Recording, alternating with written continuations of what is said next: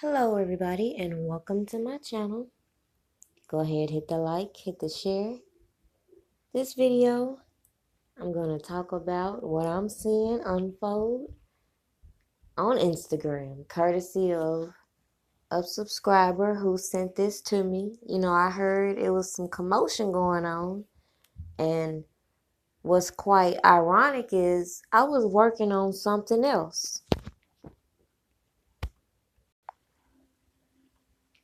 I was actually about to give my thoughts on this book, which has stirred up quite a lot of emotions. And from what I'm seeing, it's being greatly associated with surviving R. Kelly. So I was about to start on that. And what's funny is the author of this book happens to have been mentioned in the bullshit going on right now. So I'll get back to that. Now back to Instagram. So I get these messages and I see that, Angelo Clary is still upset because he got, as you all know, a few days ago. So usually what happens when they get exposed is they start exposing each other. So that's pretty much what's going on Instagram right now. So let's go ahead and see what Miss Savage had to say about Angelo. This foolery here about to make me lose my religion and classy and sassy character.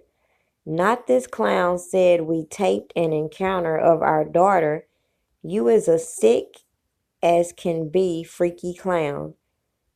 When we did the not so famous intervention December 2015.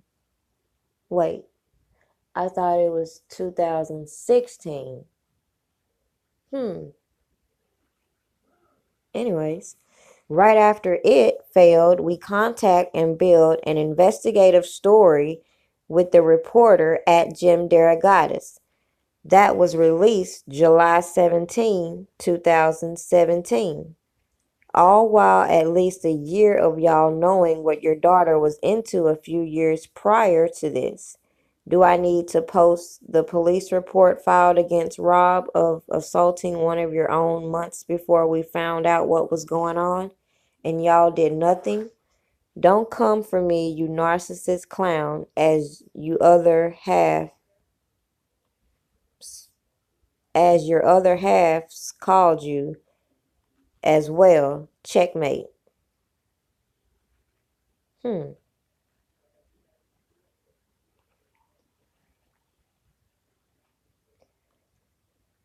And you got Don Russell's name, of course, being mentioned.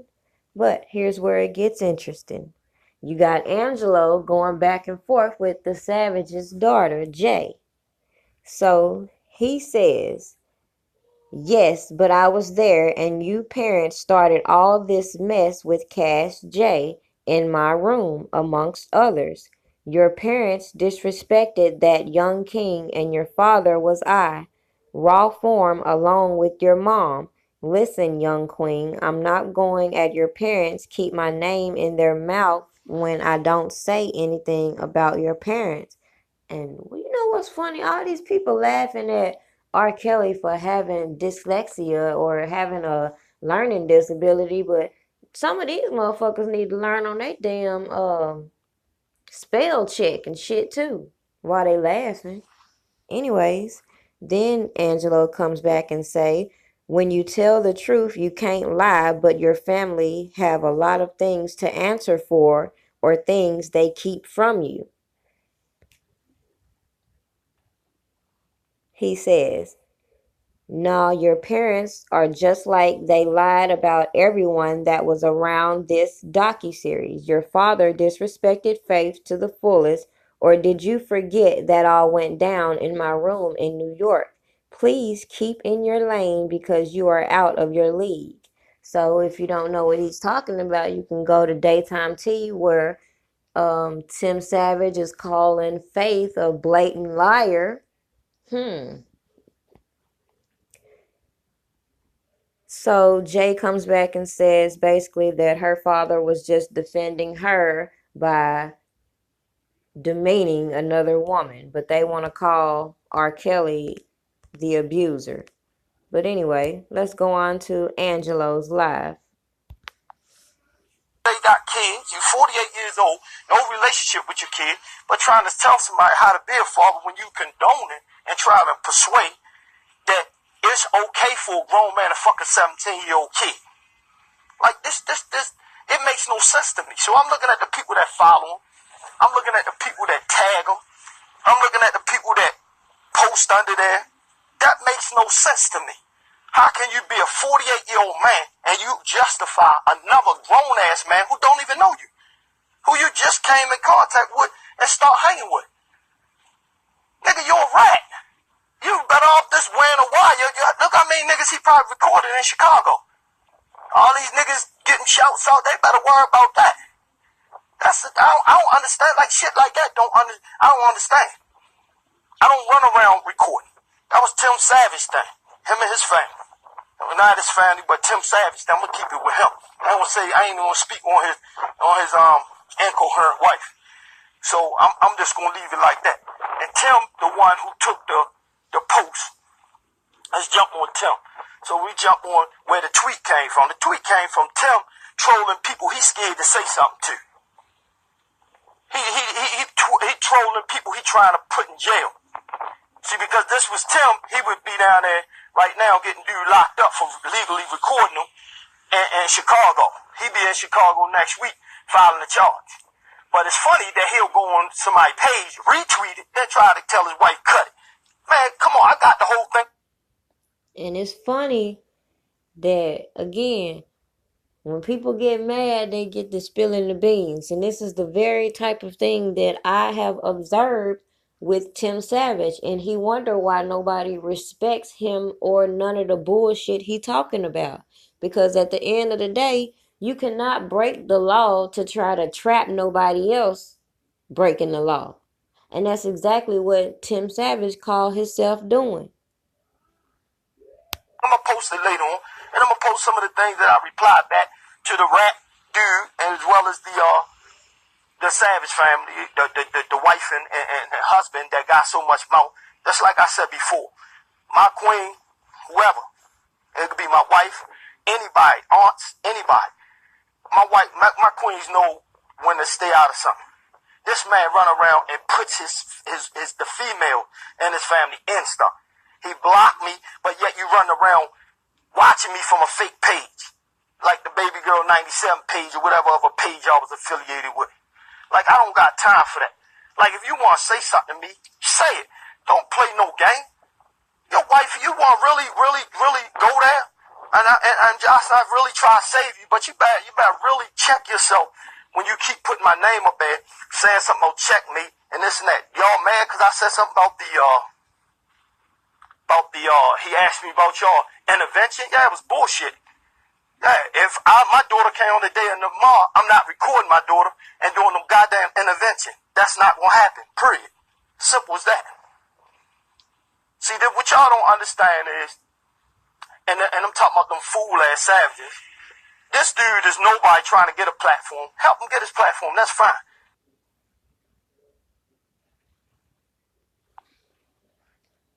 Alright, so that was pretty much all the live. So then I go on the page and I see old Jim Derogatis got him an Instagram and he's following Ruby Chris, aka Bubba. And it's so motherfucking funny in his little book about R. Kelly when he writing about Geronda Pace's story. What was all this energy for Ruby Chris, who you're also following? See, he's following Dominique. Let's go check out these comments.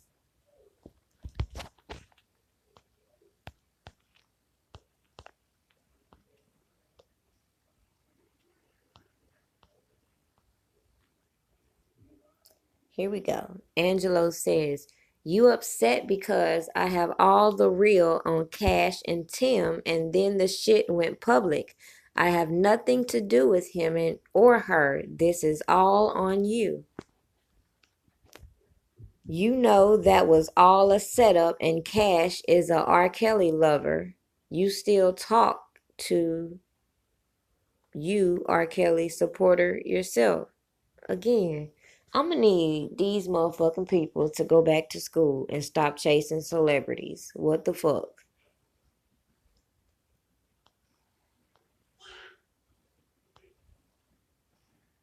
He says, October 16th, I will be there. Hmm. Chanel says, "I seen this coming. I knew it was a matter of time before he turned against you. His daughter is the devil for a reason. I wouldn't post another thing about him or about him. Stay above that BS. When he does his video, he doesn't even make sense. Neither does the Savages."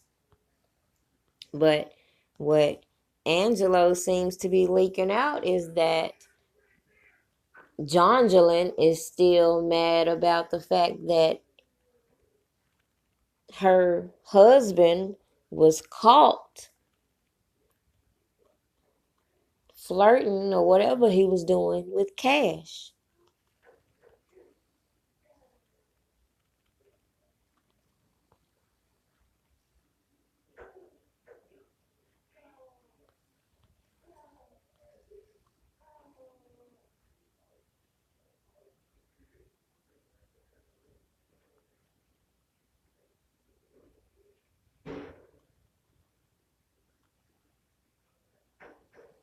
So apparently, Tim Savage sent Kevin's live to his wife, and as usual, his wife has to get on her social media and address men.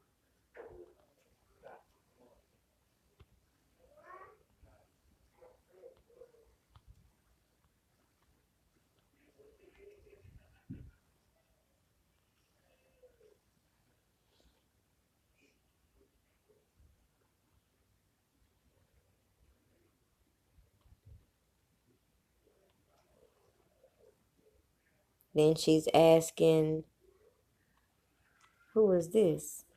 Just call me Cat. This is somebody from Mute R. Kelly," followed by Geronda and Tim Savage. She's saying, "Ask DJ to take it down." So, what does DJ have to do with these Mute R. Kelly people? What's going on?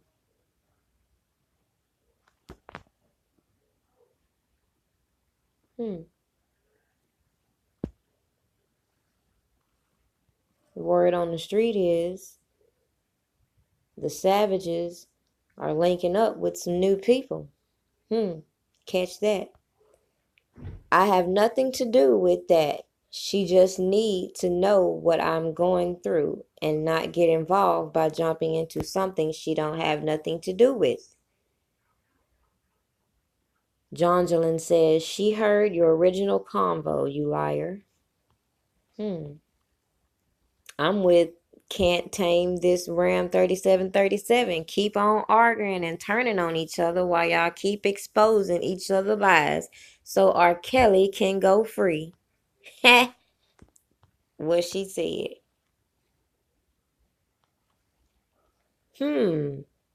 Angelo said your husband, Tim Savage, recorded his daughter having sex and even has naked pictures of her. What do you say about that?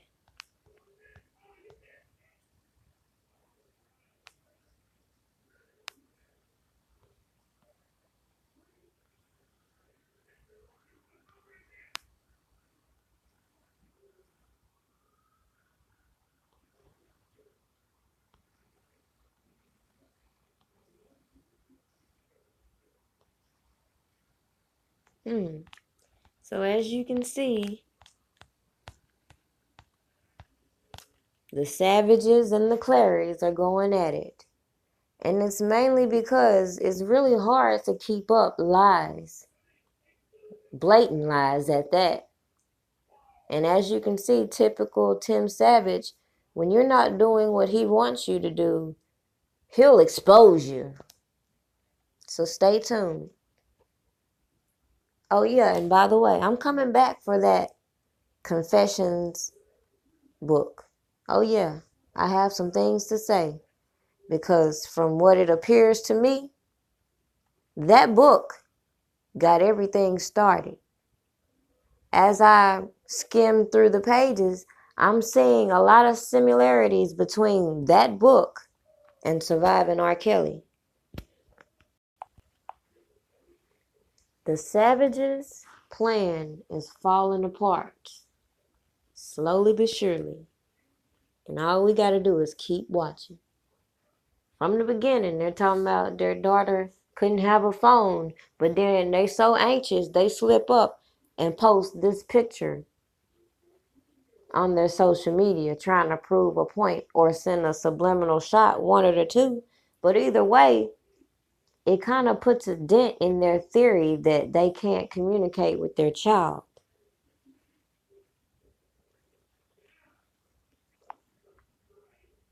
Now, just earlier in the video, you can go back and rewind it, but Jonjolin on her Instagram said the year was 2015.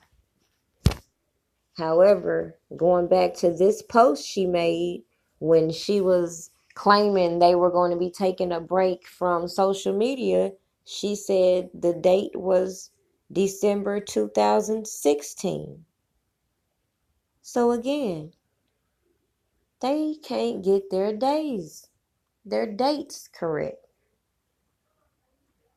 In this lie, she says, we took to social media without any media training to bring light to of what little we all know now. It's been a long, hard battle of rumors, false accusations of what we were really out to accomplish. And most all know we have had a small victory with the arrest, but the battle is not over yet till we are reunited. We cannot always control the narrative of what has been released on social media, such as TMZ lies, when others are involved. That's a lie. And it's funny how they'll sit here and say that when TMZ isn't reporting the narrative that they want. Anytime anybody is going against their narrative, oh, it's fake news and it's lies. Bullshit. The only way I know how to diffuse some of the situation is to lay low from social media for a while.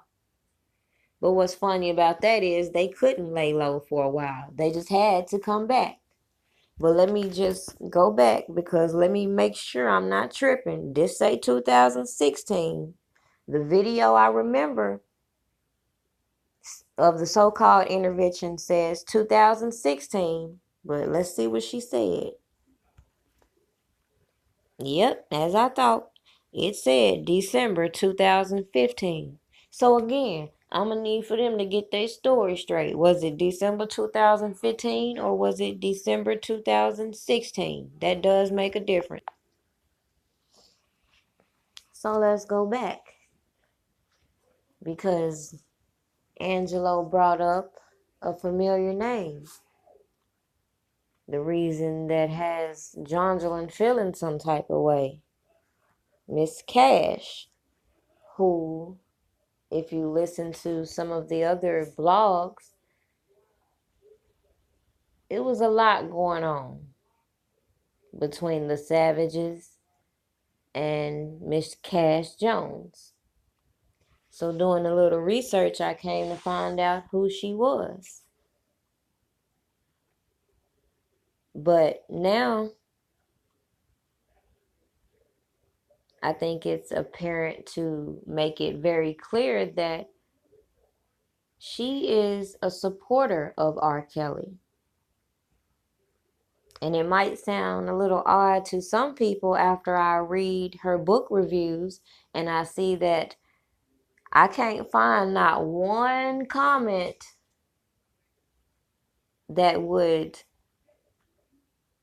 give a little bit of hope that people understand what's really going on. But the fact is, when I read the comments, all I see is R. Kelly needs to be in jail. And maybe the reason is because the same way that I found the book may be the same way that they found the book, in association with this surviving R. Kelly. So they've already put into place a narrative fixated around underage girls. But what they didn't know about this book was that this book was not about one individual. This book was a collection of stories compiled into one. This book was written by someone on behalf of others. So these are some things I feel like a lot of people weren't clear on, because a lot of people sympathize with the person telling the story, not realizing this is a collection of stories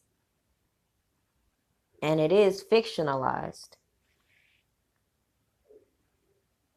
And the reason why I wanted to break down that book in an upcoming video I do is because when I go through it, you'll see just how similar that book is to Surviving R. Kelly.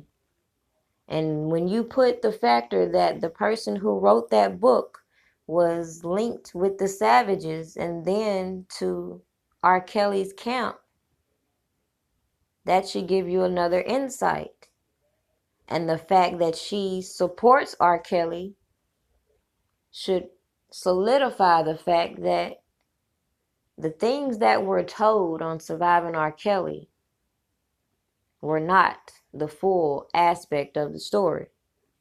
Here she says, the Savages would never, but Angelo even went as far as saying we could schedule something for him and Kells to come together and film, saying this was all a big misunderstanding and two men allowing their egos to take over and settle their differences publicly. So basically, it seems like she's saying that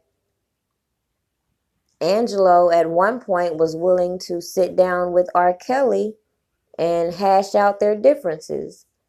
But of course, Tim Savage being Tim Savage, he has another agenda and another motive. He's trying to milk this for all it's worth, and he's not going for that. So of course, he's going to be the stubborn jackass that want to push this all the way to the max. He's the one who wants to keep throwing shots at Angelo because he's not doing things the way he's doing things. And it should be very clear his motive.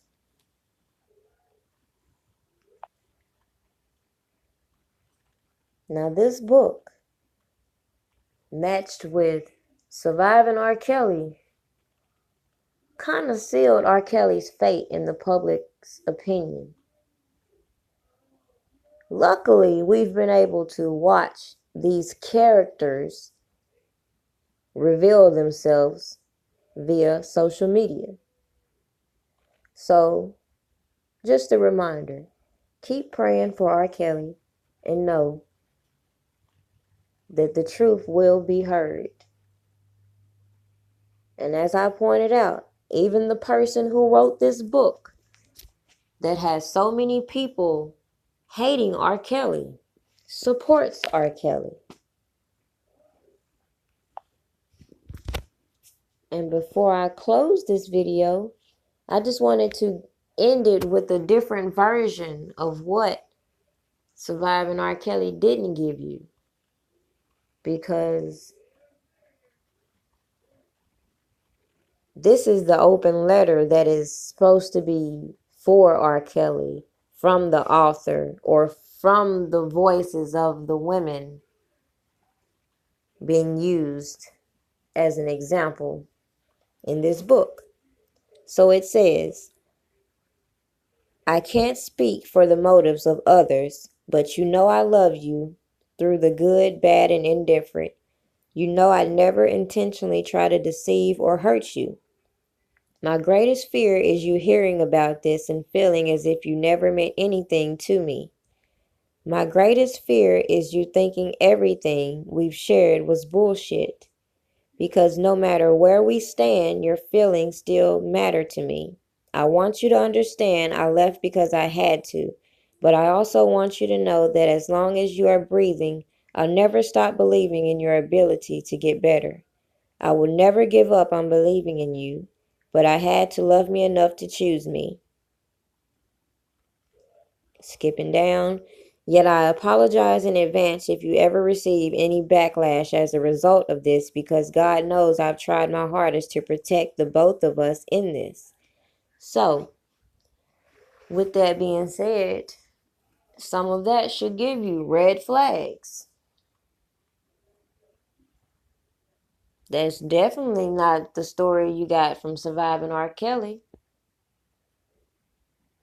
Moving on to the prelude. If you go on down to maybe the second page, second paragraph, the words will read, I am not a fucking victim. So when this book was created and this narrative was first thrown out to the public, it was all about being daddy's little freak.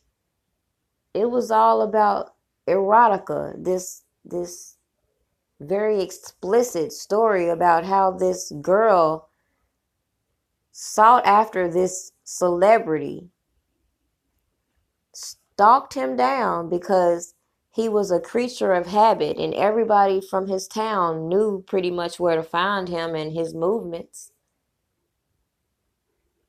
But with Surviving R. Kelly, they painted the narrative that R. Kelly is this predator stalking little girls.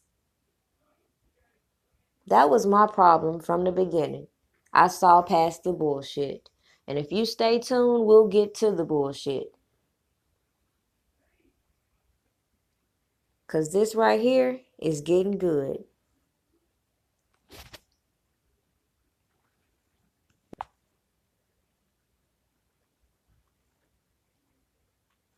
Daddy's Little Freak seems like just another spinoff of Confessions of a Video Vixen. Just another monologue of women embracing their sexuality, some people will say. Is that really what went on, or did that provide the blueprint?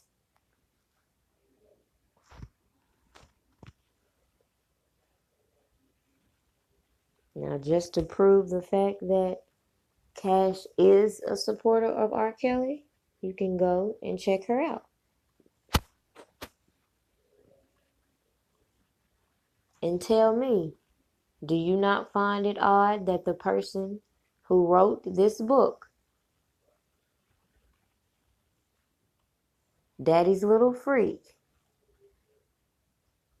could actually infiltrate R. Kelly's camp and realize things aren't as they seem? And the stories that have been told about R. Kelly are just that, stories.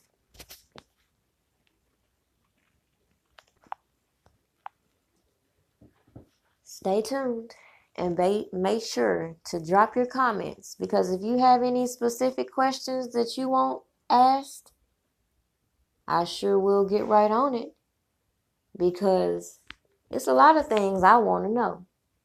Like, how did Cash Jones meet the Savages? Who were the inspirations behind this book? I got a lot of questions. How about you? Stay tuned.